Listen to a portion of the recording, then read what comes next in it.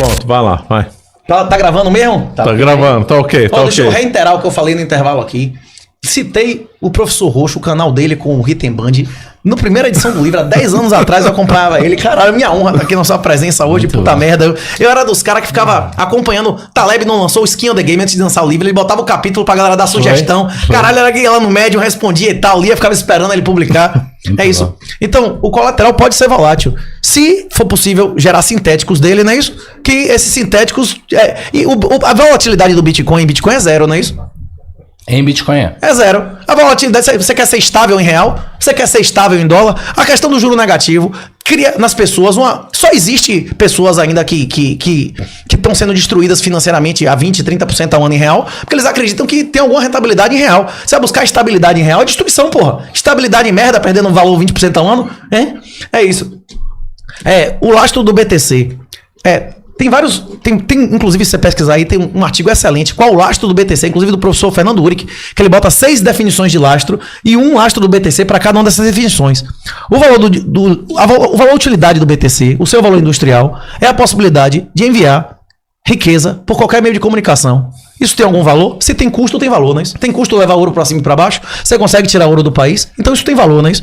E além desse, a segunda utilidade do Bitcoin é você ser imune a controle de capitais, expropriações e diluição. Isso tem valor? Porra, pro Taleb talvez não tenha, que ele tenha acesso a produtos financeiros picas. Mas pro cara que vive na Venezuela, pro cara que tá sendo perseguido politicamente, tem valor pra caralho, não é isso? Se não dá pra abrir uma offshore, né? Pois é. Teve um comentário do professor Roxo de que a questão é que como é? O que tá escrito aqui? Tá, porra, até eu não entendi o que eu escrevi aqui. Eu também faço isso. A solução é... aqui, a solução seria diversificação. Seria ter uma carteira diversificada. A questão é que, como não existe investimento em juro negativo, você vai diversificar entre bosta e merda. Você vai pegar um pouco de mijo, um pouco de vômito pra comer, porra. Tipo assim, não é pra comer nada disso, né? Não existe mais investimento no legacy. Então, o Bitcoin não é uma questão financeira. Além de ser um imperativo moral, é uma solução de engenharia. Você não vai botar metade do seu carro com um pneu de um material, metade do outro. Você pega uma solução de engenharia e aplicar, não é isso? Ele também mencionou o Brent Johnson. Tipo assim, o Milkshake Theory, porra, concordo integralmente. Agora, ele diz assim que no final da história, o dólar engoliria a porra toda. Inclusive o dilema de Triff impede que os Estados Unidos tenham uma indústria decente. Sim. Porra, eu fui recentemente nos Estados Unidos, pedir dinheiro pra caralho. Como é que você vai conseguir exportar alguma coisa se o mundo inteiro quer botar dinheiro ali? Você supervaloriza a porra da moeda, não é isso ou não? É o dilema de Triff. Você é obrigado a ter déficit. Porra, não tem como. É todo dinheiro entrando ali que você não tem como competir com porra nenhuma, né? É isso. Agora eu concordo com a ideia do Milkshake Theory e tudo. Inclusive ele diz que o dólar vai ser a última moeda a morrer, Fiat. Concordo. Tem 2 cenários. Então o Bitcoin vai morrer, porque se todos vão morrer, só vai sobrar o dólar. A moeda Fiat vai morrer. Já houveram moedas Fiat centenas de vezes na história da humanidade, todas morreram. Não houve moeda Fiat em Roma, em vários experimentos, o cara morreu. É isso. Não, espera ele terminar.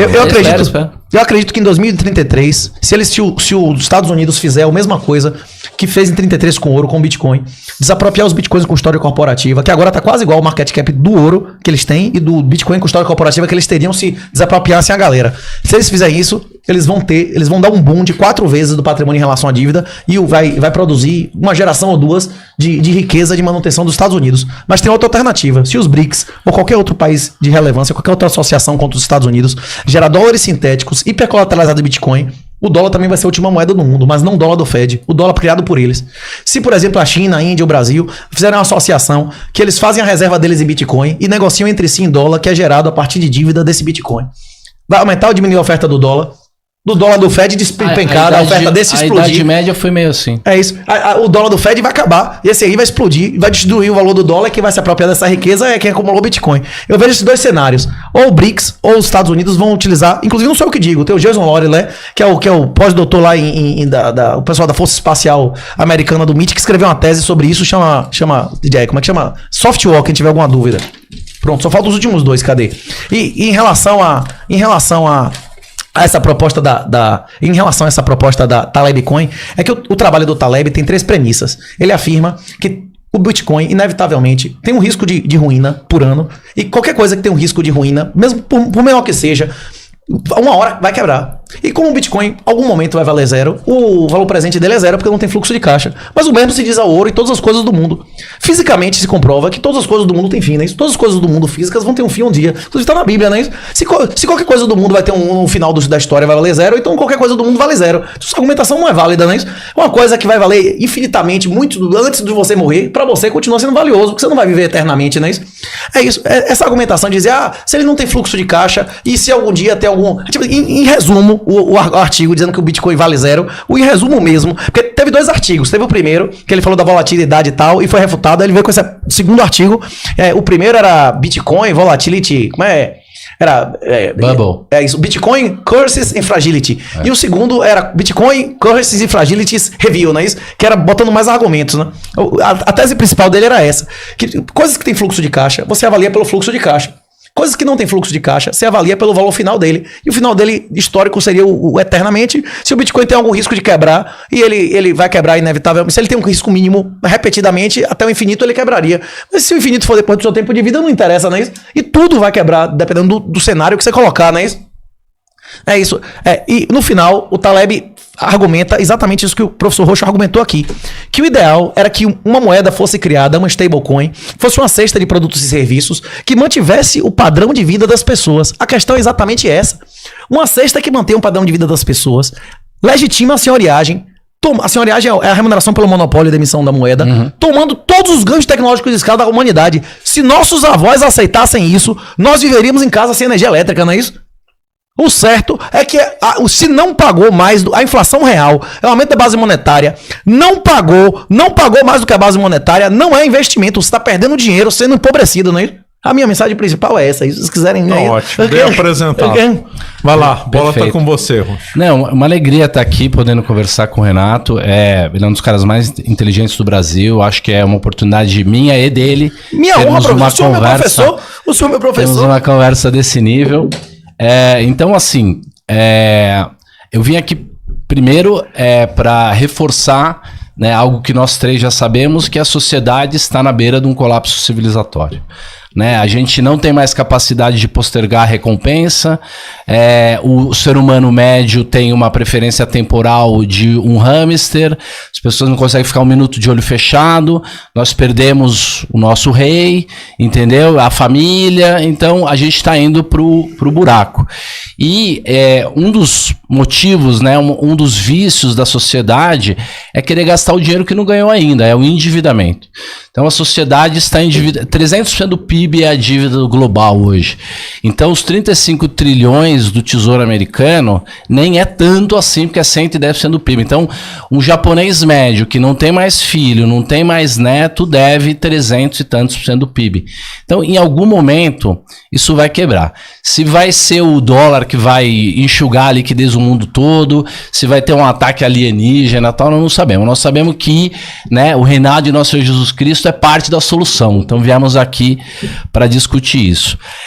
O que eu vim também explicar e propor é que o Bitcoin não pode ser uma solução sozinha e definitiva, no sentido de que ele possui propriedades matemáticas, estatísticas da sua natureza, né? Não é algo que vai mudar, que vai mexer, que fazem com que ele tenha uma característica turbulenta, que é o que o Renato falou, dele ter uma tendência muito grande à volatilidade.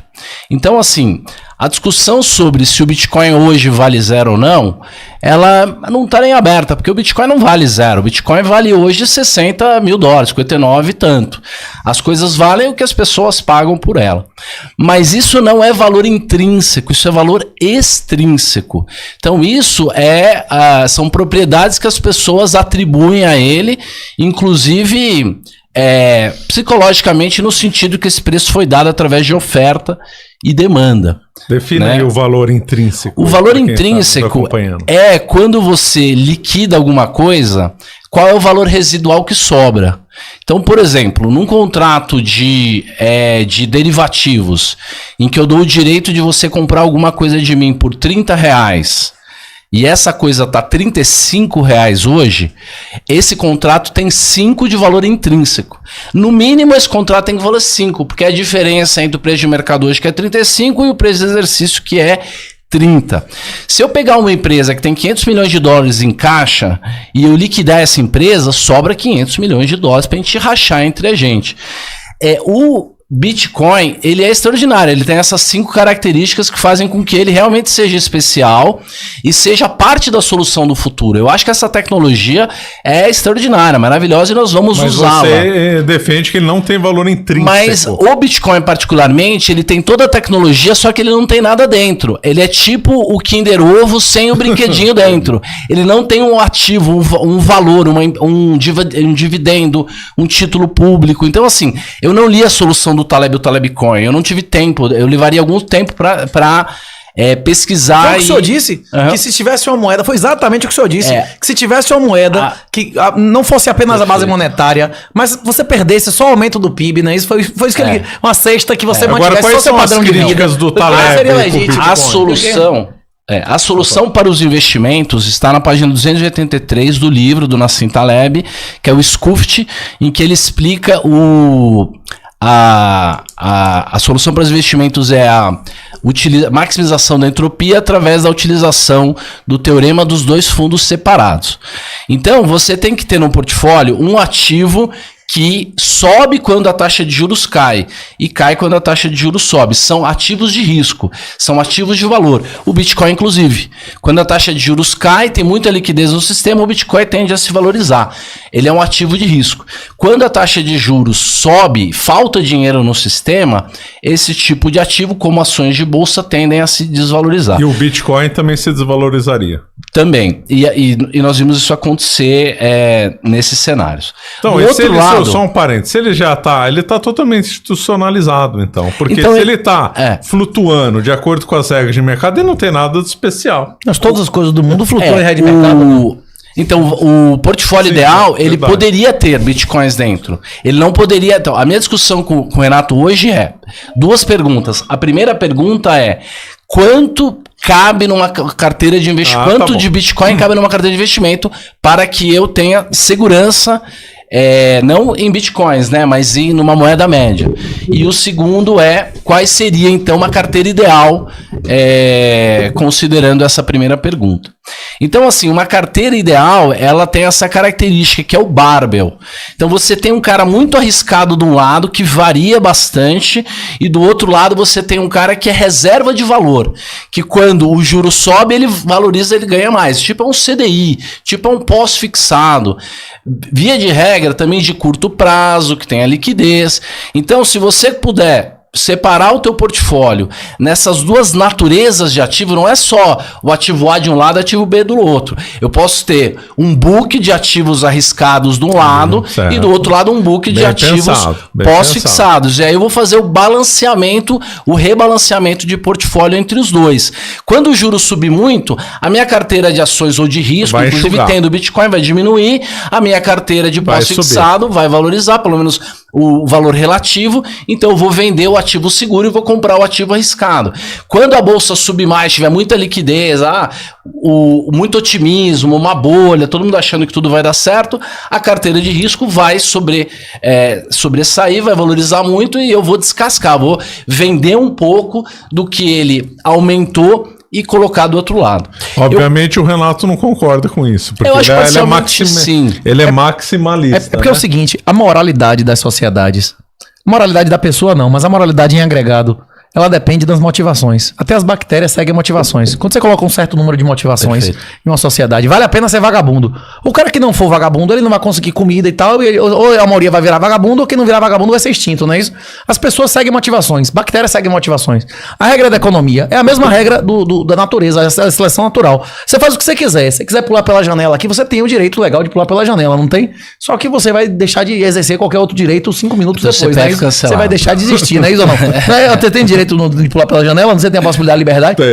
O direito e a liberdade, né? Só que depois você vai perder qualquer liberdade, direito de fazer qualquer outra coisa 5 minutos depois, não é isso?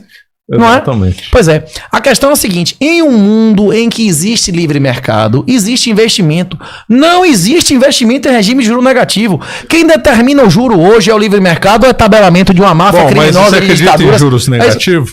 Não, Você acha que os juros é negativo eu acredito, mesmo? eu li o trabalho do Renato e a discussão é exatamente essa. De fato, o aumento da base monetária nos últimos anos, principalmente por conta de 2020, né, que nós tivemos aí uma tragédia. Quer dizer, a gente é aquela família que já estava devendo tudo e ficou doente, sabe? O pai de família ficou doente. Então, a gente se ferrou na pandemia. Então, o aumento da base monetária foi absurdo. Então, o governo está diluindo as nossas riquezas, isso é fato. Tudo que está acontecendo é fato. E o problema moral que traz quando eu explico que a gente não tem mais capacidade de postergar recompensa, isso é um problema moral. Isso é o pecado que está latente na sociedade. Mas nós vamos ter que mudar a moralidade da sociedade e tomar o governo. Não tem outro jeito, porque se a gente for ficar esperando o Mad Max para depois agir, para depois que acabar tudo a gente começar de novo, como se fosse a revolta de Atlas, eu acho que é pouco proativo no sentido de que a gente poderia estar mudando opiniões. Já estamos, né? Aliás, é o que nós estamos fazendo aqui, mudando opiniões. O que a gente precisa é uma saída, né? Uma alternativa, uma tangente. Como é que a gente pode tangenciar esse risco do Estado nos escravizar mais do que ele já está fazendo, né? Então, eu acho que a alternativa seria a gente ter uma rede própria de computador, a gente ter um exército privado, a gente tudo ser privado, o Estado, a educação ser privada, a saúde vai ter que ser privada, o direito vai ter que ser privado, a justiça vai ter que ser privada. Então, a pessoa vai ter que ter um nível moral muito elevado, excessivamente elevado, porque a gente não vai poder ficar fiscalizando cada uma das pessoas. O problema, porque o problema do mundo é um problema moral, não é econômico. E problemas de imoralidade vão gerar crises econômicas de uma forma muito complexa. Mas que você adotar uma moeda inferior, você destrói a moral daquela sociedade. Isso é amplamente documentado. Sim. A preferência temporal. Incentivando o cara a pegar dinheiro emprestado. Exatamente. Quem não tem preferência temporal, não tem reputação, não tem casamento, não tem religião. É amplamente comprovado que quando a pessoa utiliza como moeda uma coisa que não é uma reserva de valor. Isso é verdade, mas esse não é o único fator de depravação. Não é o único fator, mas é o principal em nossa sociedade desde 1971. Se alguém tiver alguma dúvida, bate na internet ali, What the fuck happened in 1971? O que aconteceu em 1971? Nossa, ele demonstra... Essas curvas vão dissipar completamente. É isso, porque o Estado foi a mudança a sociedade ocidental, quando adotou o ouro como moeda, passou a ter um percentual maior de poupança, subiu o valor moral, e quando vieram as Fiat, se destruiu a moral. Inclusive, as pessoas e governos que adotarem o Bitcoin, tendem inclusive a ter um padrão moral superior a quem adotava o ouro, pelo mesmo motivo, a capacidade superior de reservar riqueza, a capacidade superior de ganhar valor em relação aos bens e serviços, tende a provocar uma diferença maior de preferência temporal. A salvação individual ou coletiva, professor? A gente vai tomar governo? A gente governa a si mesmo. Você achar que governa a sua mulher e seus filhos, já é um negócio que é parcial, né? A gente só governa a si mesmo. A única coisa que você tem responsabilidade total é o que você mesmo tá fazendo. A gente vai tomar governo desse país essa década. Se a gente ficar esperando pegar o governo desse país, daqui pra lá a gente já perdeu tudo, pô. A gente vai ficar em real esperando em comprar nação. Rapaz, a única coisa que eu controlo é a mim mesmo. E olhe lá, não é isso ou não? E olhe lá.